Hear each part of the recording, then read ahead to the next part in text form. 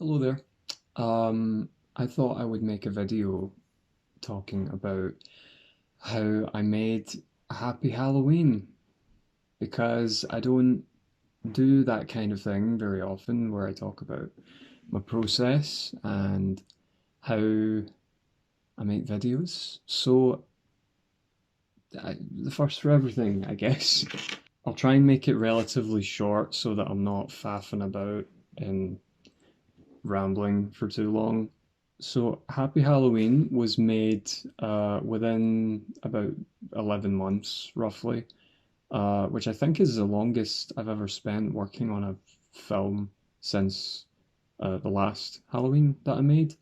This film is very much like more of an art film compared to the first two. There's a lot of like long takes and stuff like that. Because I wanted this film to be more of a, suspenseful, like horror flick, um, as opposed to this, you know, gory as fuck, uh, slasher horror film that you probably associate Halloween with, and Michael Myers with. I just wanted to do something a little bit different with it. So yeah. Fun fact number one, Jay does not film scenes in order.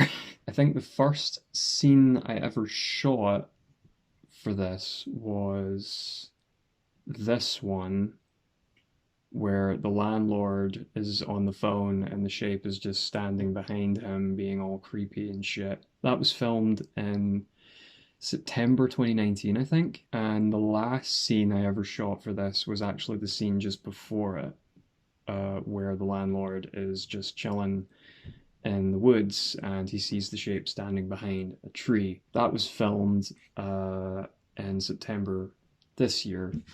Um, so yeah, it all kind of just came full circle in the end. 2020 obviously made this film very interesting to work on because there were a lot of scenes that were meant to be shot that I had to either change or erase altogether because of the lockdown rules and having to adapt to the you know the lockdown rules. This film could have been way longer than it was. Originally, I think I planned this film to be about 60 minutes long, but because of all the stuff that I had to change and cut out of the movie completely, um, it ended up being 40 minutes long, which I'm not really that disappointed because it ended up looking quite nice anyway. So I can't complain, but so I guess I'll talk about some like fun stuff, like references and stuff. Everyone likes references, right? Everybody loves their Easter eggs. Easter egg number one, the scene with Dan walking to his house was shot very similarly to the scene from Halloween 2, where Stephen is walking to Dan's apartment. Easter egg number two, during the scene where the newsreader is giving his report or whatever, you can hear some music in the background. That music and the way it sort of interweaves with this scene is very similar to the very first Halloween film that I made, where Stephen and Greg are watching the news, and you've got that same piece of music sort of playing over the top of it. So it's just a very subtle thing there. Easter egg number three is Dan's ringtone is the same ringtone from Halloween 2 when Stephen calls him in like fuck knows o'clock in the morning to say that we're going to the Myers house or whatever. So I use the exact same. It's the 8-bit Scott Pilgrim music. I can't remember the name of it, but I just sort of like took the soundbite from the last film I made and just threw it in there. Obviously, you've probably heard the sort of whispers and stuff when Dan enters the Myers house for the first time, actually, because he never actually goes into the Myers house in the previous two movies. So this is like his first time ever going inside the house. He hears like the voices of Stephen, Greg, himself when he was younger, um, from the previous two movies. Sort of like they're almost like ghost voices, I guess. Um, I just thought that would be a cool addition. Now, this is a fun Easter egg right here. So when Dan walks up to the shrine where he finds the photographs of himself, Dan, Greg, he looks over to the right and he sees this mask, this white mask laying on the shrine. This mask, fun fact, was first shown in a little short film that I made when I was like 11 or 12, something like that. It was my very first kind of horror movie that I ever made. And we were just like messing around as kids, but it was just like this mask I picked up, I think, from my school. I like stole it. I like stole it from my school's art department because they didn't have an actual Michael Myers mask at the time. So I used that mask instead, and it appears again in this film. So again, with everything sort of coming full circle. This is another audio one. So the sounds of the shape gargling on his own blood after he gets his throat slashed, that audio is actually a recording of me gargling on some tea. Got fucking hair in my mouth. So yeah, you'll probably never watch this scene with the same mindset ever again. You'll just imagining me going fucking. I've got coffee with me, by the way. That's how I was able to do that. But anyway, so that's all the Easter egg stuff. What else can I talk about? There's one scene in this film that I find genuinely scary.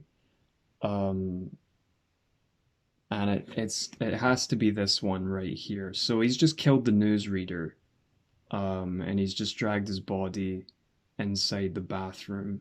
Well, did he did he beat him to death? Did he fucking hit him with a solid object? Did he fuck him to death? Who knows? We'll never know. It's viewer's interpretation. But he gets out of the bathroom and he turns to look at the camera. For some reason, this part makes me feel very uncomfortable. And I think all just harkens back to the fact that Michael Myers as a character um, is really like the only, he's one of the only like horror figures that has ever been able to successfully like make me feel fear, you know? Because I've always been a horror fan and stuff like, you know, killers with masks and chainsaws and shit like that never really scared me. But for some reason, there's just something about Michael Myers. It could be the simplicity of it, the fact that he's just this, you know, just a guy with a boiler suit and a white like face mask on with like no emotion whatsoever, um, that just stalks people, just sort of just looks at people, deadpan staring at them. I think that the idea of that just gives me the creeps, and I guess I wanted to portray the shape in this film anyway as being like this monument of death, this walking statue almost, you know, kind of like a weeping angel from Doctor Who, but not really, you know, just sort of like this, um, just this creepy dude, you know, just following people around, you know, and just being weird, I know. It also kind of sets this shape apart from Michael Myers in the previous two movies, because that's a very important fact. The shape in this film is not Michael Myers. I just want to make that clear. So having that sort of difference in like sort of personality, I guess, sort of sets them apart. Um, yeah. I guess I could talk about the music. So I composed all the score for this film. Um, all of it was inspired by John Carpenter's original work, obviously, with some subtle kind of references to the works of Alan Howarth and Tyler Bates, who did the music for all of um, for Rob Zombie's Halloween remakes.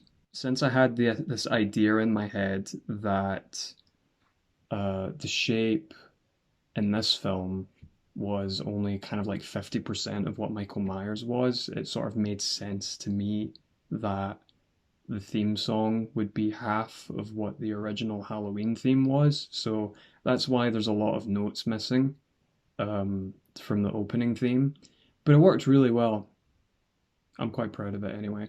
The song at the end of the movie by Michael Malarkey, Charlie was the one to suggest putting that song in the movie, and it ended up working really well. And I'm happy that he suggested that song. Yeah. Um, what else can I talk about? So I guess one thing I could mention is that a lot of these scenes, like I said earlier, like we had to kind of accommodate the lockdown rules and COVID and all that. A lot of the scenes featuring Charlie were shot utilizing, the whole social distancing thing.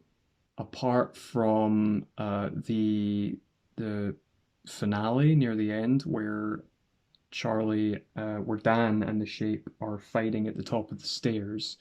That scene was filmed in February, I believe. So this was about a month or so before COVID made its way over here. And, glad I filmed that scene before everything went to shit.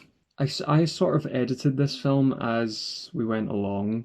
Um, I don't leave editing for, last like a lot of people tend to do. I tend to like edit as I go.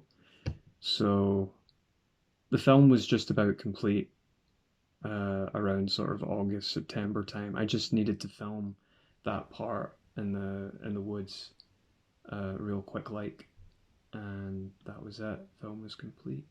Is there anything else I can talk about? I don't think there is. So I hope uh, this sort of gave you some insight in like how I made the film. Um, it probably didn't, let's be honest. I don't think any of you really care. You probably just enjoy sitting here listening to me flap my gums for 15 minutes or however long this video lasts. But I hope you enjoyed it anyway. Um, this film will be the last film on my Conning Pictures channel, by the way. I want to make that very clear.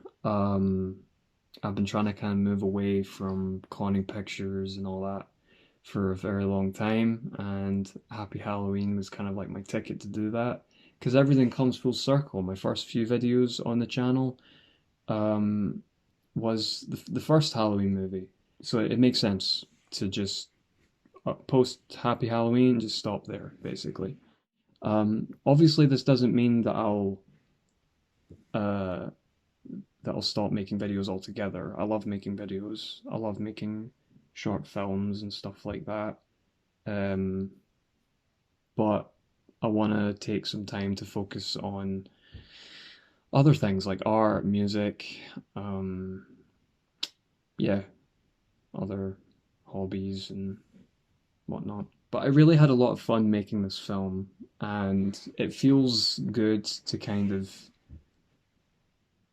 just bookend everything, you know? Feels good. Uh, yeah, so hope you enjoyed this video. Um, thanks for watching.